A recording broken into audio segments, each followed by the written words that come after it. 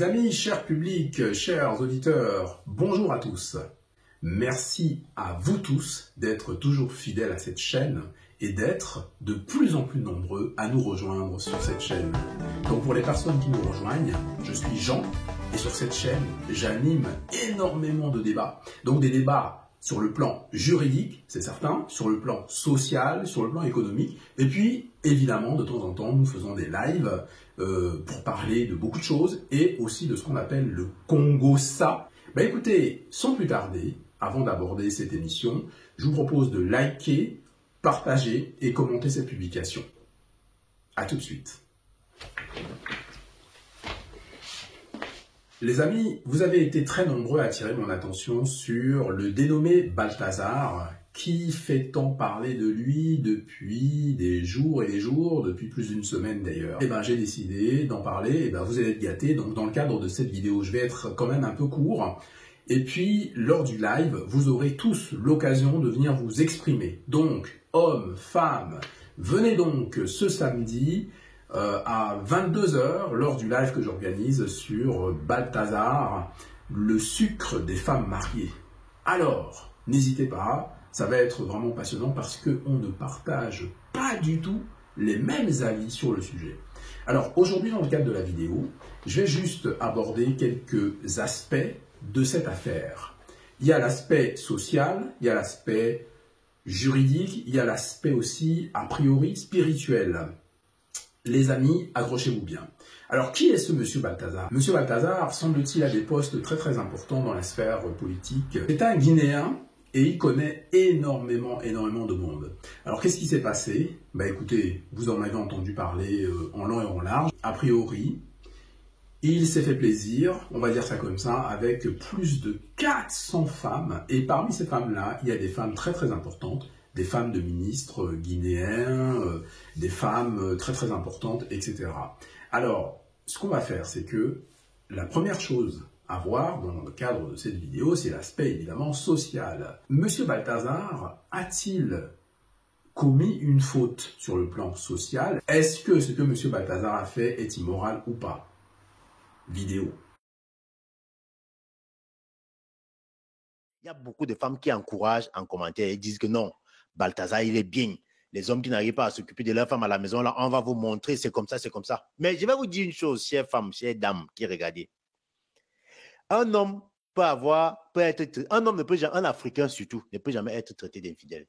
Pourquoi? Parce que la polygamie est normale dans nos us et coutumes. Donc, un homme peut avoir 500 femmes comme Balthazar, là.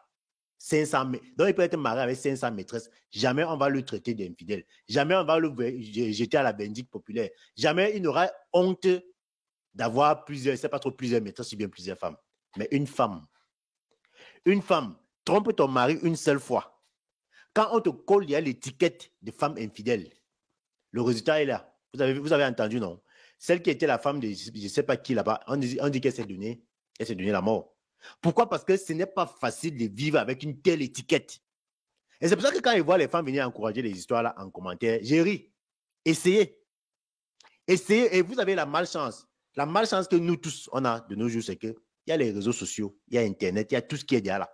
Donc, quand vous qui encouragez là, les femmes qui encouragent les femmes à aller faire ça là, quand vous irez faire ça, rassurez-vous que vous n'êtes pas filmé. Parce que si vous êtes filmé, rassurez-vous que ça va finir par sortir. Selon l'auteur de la vidéo que je viens de vous présenter, eh bien, en Afrique subsaharienne, il est tout à fait normal qu'un homme ait plusieurs épouses. Il est tout à fait normal qu'un homme soit dans ce qu'on appelle la polygamie, c'est-à-dire le fait de pouvoir se marier avec plusieurs femmes. Et donc, ça ne choque personne lorsqu'un homme commet l'adultère, lorsqu'un homme est infidèle. En revanche, s'agissant d'une femme, ce n'est pas la même chanson.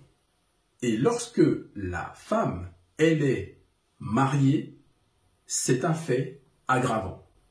Ça veut dire qu'en fait, on est dans un paradigme d'inégalité absolue. La femme n'a pas du tout le poids de l'homme. La femme n'a pas le droit de faire certaines choses, sinon elle est très mal perçue par sa société, elle est même condamnée. Ceci explique cela. Alors, si on en croit l'auteur de la vidéo, Balthazar n'a pas commis de faute morale. Balthazar a fait ce que bon nombre d'Africains font. Alors, laissez-moi vous dire une chose. Quand j'ai eu vent de cette affaire, je me suis dit, oh là là, encore des Camerounais ou des Ivoiriens. Et j'ai été, mais très surpris, lorsqu'on m'a dit que ce monsieur est de Guinée. J'ai dit, mais quelle Guinée encore? Conakry, Bissau? Non! Guinée équatoriale. Les amis, ce sont des gens dont on n'entend jamais parler. Vous voyez, je suis quelque part très content que cette affaire, qui est vraiment énorme, puisse éclater et que ça ait lieu en Guinée équatoriale, le pays dont on ne parle jamais. Pourquoi, des amis? Je vous ai dit ici sur cette chaîne à plusieurs reprises qu'il faut arrêter de stigmatiser les gens et notamment de stigmatiser les Africains. Très souvent, lorsqu'il s'agit de stigmatiser, vous êtes vraiment très très fort. Les Camerounais sont ceci, les Ivoiriens sont ceci, etc., etc. Eh bien, avec cette affaire, on s'aperçoit de quoi? Le premier enseignement qu'on peut tirer de cette affaire, c'est que manifestement, les Africains sont les mêmes. Il n'y a pas lieu de stigmatiser les Africains parce que de toute façon, quel que soit le pays, il se passe exactement la même chose. Alors, pour le cas des Ivoiriens et des Camerounais, eh bien, écoutez, ce peuple n'est pas plus pervers que d'autres peuples. En fait, je m'aperçois, avec cette affaire, que les Camerounais et les Ivoiriens, finalement, disent tout haut ce que d'autres font tout bas. Je voyais sur les réseaux sociaux des gens stigmatiser les Ivoiriens et les Camerounais. Et je trouvais que c'était particulièrement injuste. Parce que c'est pas parce qu'un Camerounais ou un Ivoirien va avoir un tel comportement que tous les autres doivent avoir le même comportement.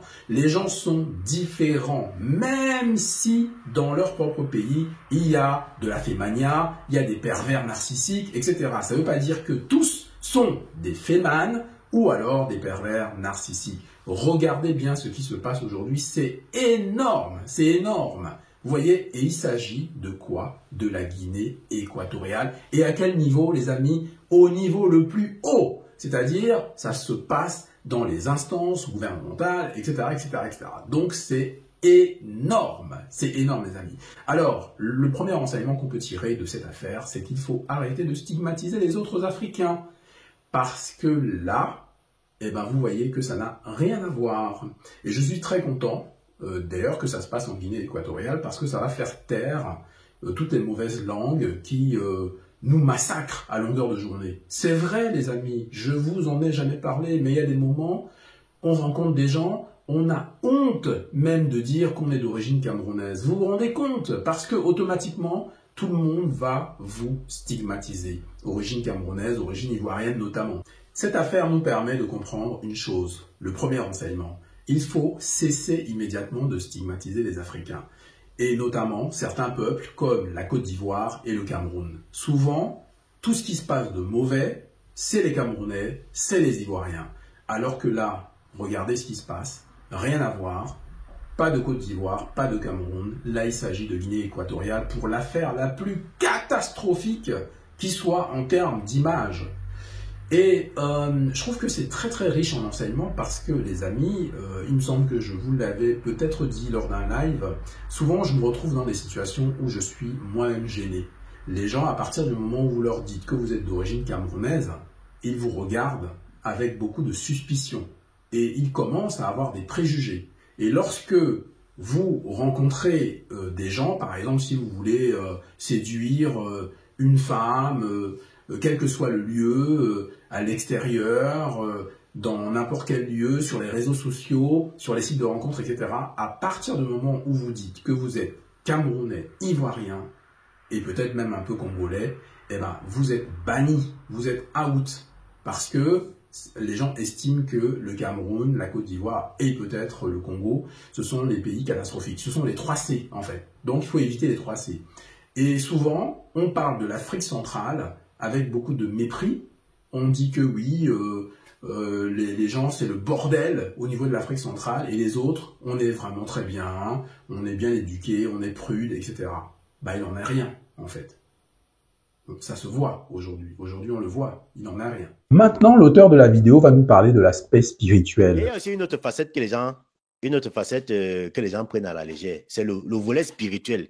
Et moi, sincèrement, j'ai envie de voir, j'ai envie d'écouter certaines personnes qui font dans la spiritualité sur Internet, j'aime pas envie d'entendre leur raisonnement par rapport au côté spirituel des actes de Balthazar. Je veux par exemple que quelqu'un comme Laure Kamini fasse une sortie, fasse une vidéo où elle explique un peu quel est l'impact spirituel que ce phénomène Balthazar a sur ces femmes. Quel est l'impact spirituel que ce phénomène de Balthazar peut avoir sur les gens qui regardent ces vidéos. Parce que rassurez-vous, toutes ces choses-là, ça ne se passe pas de façon gratuite. Hein. Un homme comme Balthazar ne peut pas se lever un beau matin, commencer à faire les choses pareilles. Genre, il ignoxe toutes les femmes. Il ignoxe plus de 200 femmes. Et il filme chaque femme qu'il est en train de ignoxer. Un homme comme lui là, il est puissant, il a l'argent, il est riche, on dit qu'il a l'argent, il est riche, il est beau et tout, et tout, et tout. Un homme comme ça là ne peut pas faire ça pour rien. Parce que quand vous regardez même les vidéos de Balthazar là, il a un truc là, il a son geste fétiche là. À chaque fois qu'il commence à mougou, une go, chaque fois qu'il commence à ignoxer, qu'est-ce qu'il fait? Le gars fait ça. Et il fait juste en regardant l'écran.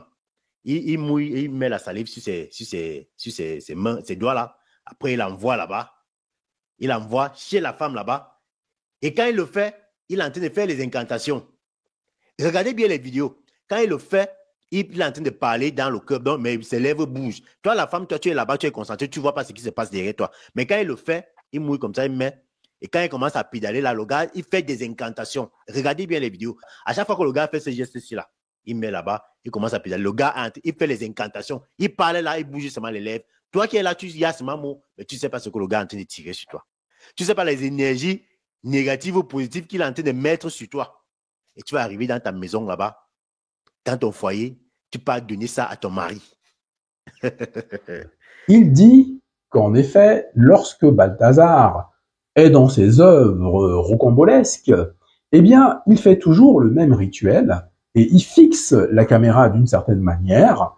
Et puis, pendant qu'il est en train de, on va dire, faire cet acte, voilà, pendant que l'autre, donc la femme des gens, hein, la femme mariée, est en train de prendre beaucoup de plaisir, eh ben lui, pendant ce temps-là, il est en train de faire des incantations pour prendre finalement quelque chose. Ça peut être peut-être son énergie, etc., etc. Donc c'est très intéressant. Dites-moi dans les commentaires ce que vous pensez de cet aspect spirituel, si vous pensez comme l'auteur de la vidéo, ou alors il s'agit encore des fantasmes de certains Africains. Alors permettez-moi aussi de vous dire que j'ai enfin compris pourquoi il y a parfois autant d'interprétations et pourquoi il y a parfois autant de différences. Je viens de m'apercevoir que nous avons effectivement dans le monde des Africains qui sont tous des Africains, mais qui ont beaucoup de différences. C'est-à-dire que vous avez par exemple des Africains qui sont issus de la diaspora, ce sont des Africains qui vivent dans les pays occidentaux notamment, en tout cas à l'extérieur de l'Afrique, depuis un certain nombre d'années. Et puis vous avez les Africains du continent, qui vivent donc sur le continent de manière, on va dire, générale, et qui sortent peut-être de temps en temps juste pour aller en vacances, mais leur lieu de résidence se trouve en Afrique. Et donc ils ont cette réalité africaine qui est brute. Et les autres ont la réalité occidentale. Et à ce moment-là, soyons sincères, lorsque on est dans une réalité, on est forcément un petit peu corrompu par cette réalité. Ça explique la différence qu'il peut y avoir entre les Africains d'Afrique, du continent, et les Africains qui sont ailleurs. Alors, le monsieur qui commente, donc l'auteur de cette vidéo, il me semble qu'il est sur le continent. Et c'est vrai que directement sur le continent, qu'est-ce qu'il va penser? Il va penser à l'aspect mystique. Quand on dit spirituel, c'est plutôt l'aspect mystique. Alors, qu'est-ce que vous en pensez? Est-ce que Balthazar est un Balthazar mystique qui prend l'énergie des gens et qui fait des choses, etc.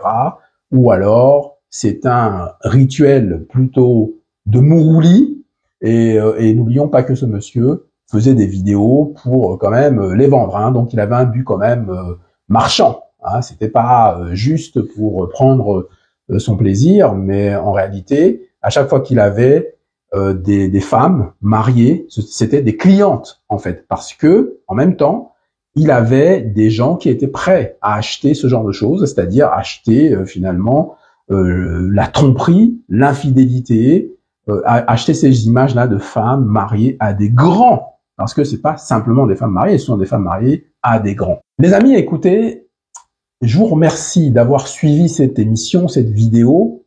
Je vais pas être très long, Je vous invite à venir au live ce samedi à 22 heures pour vraiment approfondir tout cela.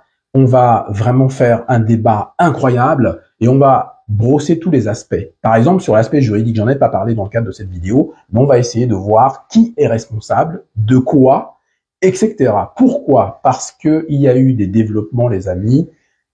A priori, l'une des femmes mariées se serait donné la mort. Donc ça veut dire que l'affaire s'aggrave et là maintenant, la justice va s'interroger sur les degrés de responsabilité des uns et des autres. Qui est responsable dans ce cas de figure? Qui est coupable? À qui la faute? Je vous souhaite de passer une agréable fin de semaine. On se retrouve dès samedi à 22 heures pour débattre très longuement sur cette affaire qui secoue la planète Afrique. À très bientôt les amis. Septu, Neptu, Batu. Que nos ancêtres veillent sur vous. Que nos ancêtres nous protègent tous. Les amis, j'ai remarqué que vous aimez beaucoup mes interventions et les vidéos que je peux faire sur tous les aspects. Qu'il s'agisse de parler de société, de juridique avec les arnaques, qu'il s'agit de parler de Congossa, des choses qui nous font rigoler le samedi lors du live. Alors les amis, j'ai décidé de créer le Club Sobayo. En fait, le Club Sobayo est un groupe WhatsApp très simple qui va consister à soutenir ce que je fais, mes activités. Alors les amis, comme vous aimez effectivement mes émissions et vous voyez tout ce que je fais pour aider les gens et on obtient des résultats, on arrive à gagner des procès, j'arrive à faire en sorte que les personnes qui ont perdu leur oseille puissent récupérer cette oseille-là. Ça demande évidemment beaucoup d'énergie, beaucoup de temps. C'est vrai que c'est quelque chose que j'aime faire, rendre service aux personnes. Et aujourd'hui, ce que je vous demande, c'est juste de venir me rejoindre au Club Sobayo. Donc devenez des Sobayo avec un S et montrez-moi votre soutien en m'apportant des forces. Il est important de manifester votre soutien de manière concrète. C'est bien, moralement. Pourquoi? Parce que ça me permet d'avoir encore plus de moyens. Et vous savez qu'avec des moyens étendus, je vais pouvoir être de plus en plus efficace. Vous voyez, tous les jours, on progresse. Mes émissions sont de plus en plus de qualité, les images sont de plus en plus meilleures, les thèmes abordés sont de plus en plus intéressants. Je vais, dans quelques temps, devoir me déplacer encore plus, et puis je vous montrerai les images de mes déplacements, etc. Donc, être Sobayo, ça veut dire avoir quand même une certaine responsabilité dans son engagement, à la fois moral et social, si je puis dire. Merci à vous tous de rejoindre le Club Sobayo, et ensemble, on sera forcément meilleur, et on va rentrer dans une ère nouvelle, c'est-à-dire l'ère de la responsabilité, l'ère du respect de tout le monde. Les amis, vous me connaissez bien, chez Sobayo, il n'y a pas de notion de couleur de peau, d'origine, d'appartenance à telle ou telle religion. Tout le monde est le bienvenu. Nous allons ensemble former un petit monde, où petit et grand dansent ensemble. Appartenir au Club Sobayo, c'est aussi avoir la possibilité de pouvoir converser directement avec moi pendant 30 minutes sur les sujets que vous voulez. C'est très bien, ça me permet de vous donner mon avis et de vous aider à prendre votre décision. Vous l'avez bien compris, si vous avez des questions, j'ai des réponses. Je vous attends donc avec impatience dans le Club Sobayo. À très vite les amis. Bon, les gens qui viennent avec le sujet de Sobayo, s'il vous plaît, j'ai déjà répondu à ça. Charles n'a jamais été collaboratrice chez moi. 2023, dans laquelle la dame qui porte plainte dit qu'elle a travaillé avec moi et qu'elle a été commerciale chez moi et qu'elle a fait beaucoup de ventes et qu'elle a fait tellement de ventes que j'ai refusé de payer son argent. Moi, je refuse de payer quelqu'un qui a travaillé avec moi. Mes équipes lui ont fait une interview et ont estimé que elle n'avait pas le niveau pour pouvoir être commerciale. Cette dame-là, elle a créé un faux contrat avec une tentative d'imitation de ma signature. Elle va faire la prison. Et là, je suis bien ajoutée dans le groupe des coachs financiers. Donc, il me dit, je dois te donner les accès à une autre boîte mail. Charme, assistante, investir au pays. Il y a donc des réunions auxquelles je participe, des workshops, etc. Et je vendais différentes formations, gestion financière, Amazon. Je vais ramener du pognon quand même à Philippe. Ah ça, c'est ce que tout le monde constate avec beaucoup de stupéfaction. Bonjour à tous, 06 23 50 26 62. Vous pouvez nous laisser un message ou nous appeler directement. Tous avec charme et que la justice soit faite.